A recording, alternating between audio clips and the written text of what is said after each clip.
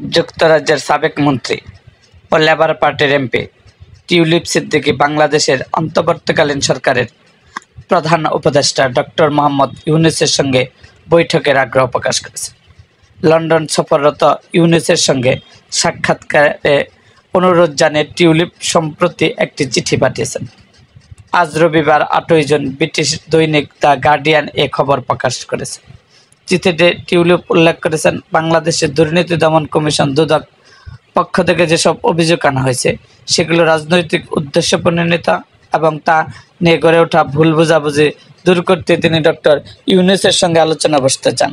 প্রসঙ্গত, টিউলিপ সিদ্দিকী বাংলাদেশের সাবেক প্রধানমন্ত্রী শেখ হাসিনার ভাগ্নে।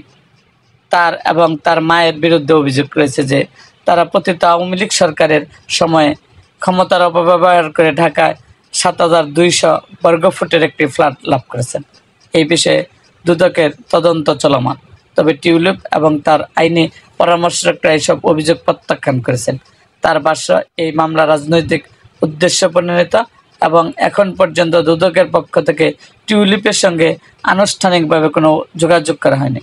চিঠিতে টিউলিপ আরও লিখছেন, যদি আমাদের মধ্যে সাক্ষাৎ হয় তাহলে শেখ হাসিনার সঙ্গে সম্পর্কিত বিষয়গুলো নিয়েও যে প্রশ্ন উঠেছে তার ব্যাখ্যা দেওয়ার সুযোগ হবে। এতে ভুল বোঝাবুঝি দূর হতে পারে। টিউলিপ নিজেকে একজন ব্রিটিশ নাগরিক হিসাবে পরিচয় দিয়ে আরও বলেন, আমি এখানে জন্মগ্রহণ করেছি এবং গত 10 বছর ধরে হ্যাম্পিটন ও হাইটেক থেকে নির্বাচিত প্রতিনিধি হিসাবে দায়িত্ব পালন করেছি।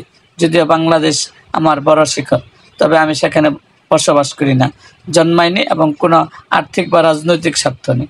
তিনি অভিযোগ করেন, তার আইনজীবীরা দুদকের সঙ্গে লন্ডন থেকে যোগাযোগ চেষ্টা করলেও কোনো সাড়া পাননি। উল্টো সংস্থাকে ঢাকায় একটি অজানা ঠিকানায় নথিপত্র পাঠাচ্ছেন এবং গণমাধ্যমে ধারাবাহিকভাবে তদন্ত সম্পর্কিত তথ্য ফাঁস করা হচ্ছে, যা বিষয়টি প্রশ্নবিদ্ধ করেছে।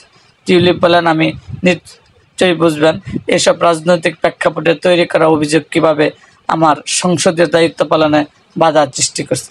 উল্লেখ্য, গত বছর যুক্তরাজ্যের মন্ত্রী মানদণ্ড বিষয়ক উপদেষ্টা তাকে দায়মুক্তি ঘোষণা করলেও বিতর্কের কারণে তিনি নিজেই পদত্যাগ করেন, যাতে কেয়ার স্টারমারের নেতৃত্বাধীন নতুন সরকারের ভাবমূর্তি ক্ষতিগ্রস্ত না হয়। Doctor Mohammad Yunus 9 June London সফর শুরু করবেন।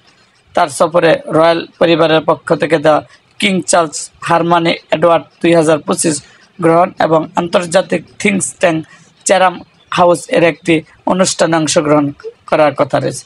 সফরকালে তার ব্রিটিশ রাজা 3য় চার্লস ও প্রধানমন্ত্রী কেয়ার স্টারমারের সঙ্গে বৈঠকের কথা রয়েছে। এরকম আরও ভিডিও পেতে এবং রাজনৈতিক অঙ্গনে নানা ঘটনা ও ইতিহাস জানতে আমাদের মুক্তাগাছার ইতিহাস মিডিয়া ইউটিউব চ্যানেলটিকে সাবস্ক্রাইব করুন এবং পাশে থাকা বেল আইকনটি বাজিয়ে দিন।